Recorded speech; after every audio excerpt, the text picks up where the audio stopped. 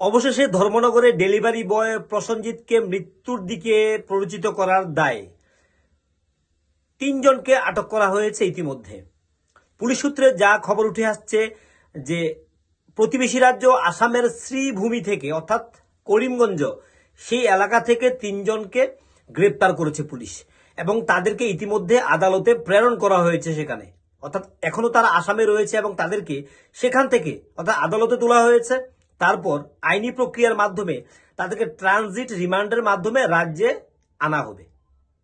ইতিমধ্যে কিন্তু রাজ্যে এই ঘটনাটি নিয়ে বিশেষ করে ধর্মনগরে প্রত্যেকটা অংশের মানুষ প্রতিবাদ জানিয়েছে, বিক্ষোভ জানিয়েছে। বলা যায় যে এই বিক্ষোভের চাপে পড়ে অবশেষে তাদেরকে গ্রেপ্তার করতে বাধ্য হয়েছে এবং স্বাভাবিক কারণেই এই গ্রেপ্তারের পর পরিস্থিতি কিছুটা স্বাভাবিক হবে এবং ক্ষোভ বিক্ষোভ কিছুটা প্রশমিত হবে। এবং এটা মনে করা হচ্ছে যে এই যে প্রচন্ড ক্ষোভ প্রকাশ করা হচ্ছে সেই ক্ষোভটাকে প্রশমিত করার জন্যই কিন্তু পুলিশ আপাতত তাদেরকে গ্রেপ্তার করেছে এবং তাদেরকে আদালতে প্রেরণ করা হয়েছে এবং তাদেরকে আইনি আওতায় আনা হলেও এই ঘটনাটি নিয়ে বিচার পর্যায়ে কোন দিকে যাবে সেটা অবশ্যই আদালত স্থির করবে। যেহেতু অনেকে বলছেন সামাজিক মাধ্যমে একদিকে যখন বলছে যে এই ডেলিভারি বয় তাকে একটি ওটিপি দেওয়া কেন্দ্র করে বা সেই ডেলিভারি বয় যে প্রোডাক্ট এসেছিল অনলাইনে সেটাকে ডেলিভারিকে কেন্দ্র করে তাদের মধ্যে ফোনে কি আলাপ হয়েছে, কি ধরনের বক্তব্য রয়েছে এটাও কিন্তু ঘেটে দেখছে পুলিশ।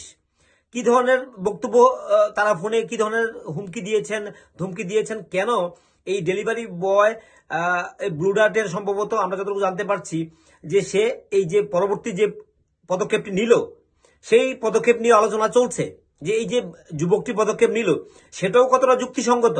কারণ বর্তমান সময়ে এই ধরনের ঘটনা আকসার ঘটছে।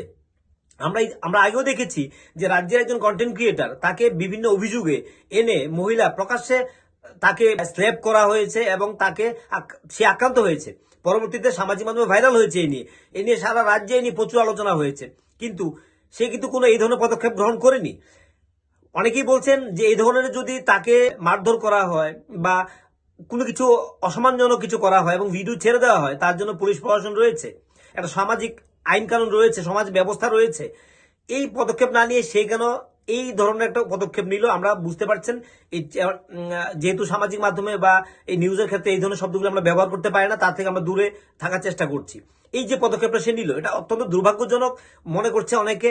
তবে যে কোনো মৃত্যুই দুঃখের কষ্টের, স্বজন হারিয়েছে, বোন তার বাইকে হারিয়েছে, মা তার ছেলেকে হারিয়েছে, পিতা পুত্র হারা হয়েছে, সবকিছুর মাঝখানেও এই যে এখন ঘটনাটা ঘটেছে এবং এই ক্ষেত্রে যারা এই প্রোডাক্ট ডেলিভারি অর্ডার করেছিলেন যার সঙ্গে তাদের এই বচসা হয়েছে অর্থাৎ প্রসঞ্জিতের সঙ্গে যা হয়েছে এর বিচার কোন পর্যায়ে যাবে, আদতে শেষ পর্যন্ত কি হবে, এই প্ররোচনা নাকি এটা একটা ব্যক্তিগত একটা ঝামেলাকে কেন্দ্র করে ঘটনা, এটা নিয়ে অনেকটা আলোচনা হচ্ছে। কিন্তু সবকিছু মিলিয়ে আমরা বলতে পারি যে যারা মহিলা যে মেয়েরা যারা 2 জন রয়েছে এখানে তারা যেভাবে গিয়ে প্রকাশ্যে গিয়ে তাকে মারধর করে ভিডিও করেছে, বর্তমান সময়ে এই রাজ্যের কিছু অংশের মহিলা মেয়েরা কিছু থেকে কিছু হলেই তারা ভিডিও করে দিয়ে দিচ্ছে এবং তারা এগুলিতে ভিউ কামাই করছে, কিছু ডলার কামাইয়ের জন্য তারা এই ধরনের ঘটনাগুলি মহিলাদের একটা অংশ এটা করছে। এটা অত্যন্ত দুশ্চিন্তার।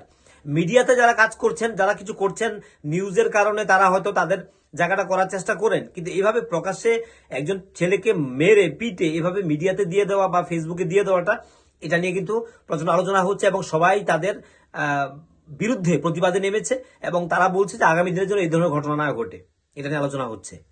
সবকিছুর ঊর্ধ্বে হচ্ছে যে যুবকটি যে পদক্ষেপটি নিল সেটাও কতটা যুক্তিসঙ্গত এই নিয়ে কিন্তু আলোচনা হচ্ছে। কারণ এই সমাজ ব্যবস্থায় বর্তমান সময়ে দাঁড়িয়ে থেকেই বেঁচে থেকেই লড়াইটা করতে হবে, লড়াই করতে হবে। আইন রয়েছে, প্রশাসন রয়েছে, সে বিকল্প পথও নিতে পারত। কেউ কিছু করলে পরে ভিডিও দিয়ে দিলে পরেই যে জীবন শেষ এমন কোনো মোটেও ব্যাপার না। আমাদের ভিডিওর অর্থ হচ্ছে বর্তমান যারা যুবক যুবতী অনেকেই রয়েছে অভিমানী, তারা অভিমানে এই ধরনের ঘটনা ঘটাচ্ছ, এটা কিন্তু যুক্তিসঙ্গত না। কারণ এর জন্য আইন কানুন রয়েছে, সমাজ ব্যবস্থা রয়েছে এবং এটার প্রতিবাদ করারও পথ রয়েছে এবং প্রতিকার চাওয়ারও পথ রয়েছে, প্রতিরোধেরও পথ রয়েছে, আইনি ব্যবস্থা রয়েছে। এই একটা পদক্ষেপ নেওয়া যেতে পারতো যদি সমাজ সহযোগিতা না করতো বা এই ঘটনাগুলি যে ভিডিও প্রকাশিত হয়েছে আলটিমেটলি সেই মেয়েগুলি বিপদে পড়তে পারতো ভয়ঙ্করভাবে। কিন্তু হয়তো সবাই সমান না, সবার মন মানসিকতা একরকম না, বর্তমান সময়ের ছেলে মেয়েরা প্রত্যেকে একই ধরনের হবে, একই ভাবনার হবে তাও কথা না। কিন্তু সবকিছু মিলিয়ে আমরা বলতে পারি যে আমরা অনেকে মনোবৈজ্ঞানিক সমস্যায় ভুগছি, যার কারণে এই ঘটনাগুলি সাম্প্রতিককালে ঘটছে, একের পর এক ঘটছে। কিন্তু এটা নতুন কোনো ঘটনা না, এই ধরনের ঘটনা আগেও ঘটেছে। পড়াশোনার জন্য চাপ দিলে পরে ছেলেমেয়েরা করছে, বা উচ্চশিক্ষার জন্য যাচ্ছে, সেখানে গিয়ে সাকসেস হচ্ছে না, তারপর গিয়ে মাকে বাবাকে চিঠি লিখে সে সিদ্ধান্ত নিয়ে নিচ্ছে। এই ঘটনাগুলি যে ঘটছে, এখান থেকে আমাদের মনোবৈজ্ঞানিকভাবে শক্তিশালী হতে হবে, মানসিকভাবে শক্তিশালী হতে হবে, এবং এই সমস্যাগুলি এই জায়গাগুলিকে টপকে ডিঙিয়েই চলতে হবে, এগিয়ে যেতে হবে। কারণ জীবনটা এত সহজ না, এত মসৃণ না। সবসময় জীবনটা খুব মসৃণ হবে, সহজ হবে, কুসুম সজ্জা হবে, এমনটা ভাবার কোনো কারণ নেই। এটা হচ্ছে আমাদের আজকের এই ভিডিওর বক্তব্য। অবশ্যই আপনাদের মতামত আপনারা জানাতে পারেন। এবং আবারও বলছি, পুলিশ প্রশাসন তাদেরকে আটক করেছে, বর্তমানে সময়ে বিক্ষোভটাকে প্রশমিত করেছে। এখন আইনি ব্যবস্থা কি নেবে সেটা অবশ্যই এদিকে আমরা নজর রাখছি। এবং যারা প্রতিবাদী ছেলে মেয়েরা বিক্ষোভ করেছে তাদেরকে উচিত এই ঘটনাটির দিকে নজর রাখা। কারণ আমরা বেশিরভাগ সময় দেখি কোনো ঘটনাগুলি কিছুদিন পর কি হয় তার কোনো কিন্তু আর খবর থাকে না। সেই জায়গাটা যেন না হয়, এই জায়গাটার জন্য কিন্তু এই দিকেও কিন্তু নজর রাখা দরকার বলে আমরা মনে করছি। যাই হোক, আজকে আলোচনা আমরা এখানে রাখছি। আবারও আসবো অন্য কোনো বিষয় নিয়ে। ততক্ষণ আমাদের সঙ্গে থাকুন, ভালো থাকুন, সুস্থ থাকুন।